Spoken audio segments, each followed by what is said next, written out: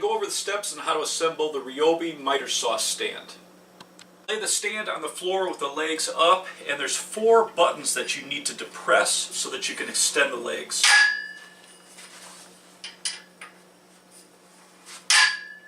Stand it up and make sure all the tabs are locked in place. Assemble your work support. There's a carriage bolt with a nut. The carriage bolt has a square shoulder on it. You're going to put your work support and your work stop together, pass your bolt through the square opening all the way through. You're going to make sure that square shoulder goes into the slot, and then put your nut on the end of it. You're going to have 2 of these parts.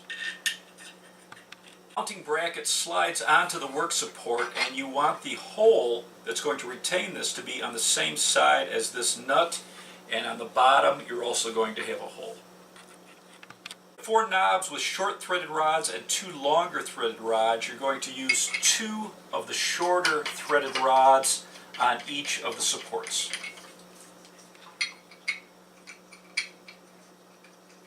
Your work stop then slides onto your extension rail.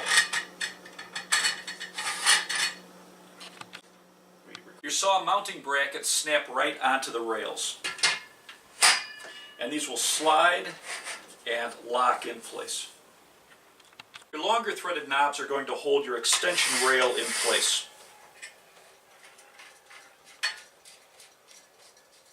They provide additional hardware so you can create a platform for your saws. Then it folds up for storage.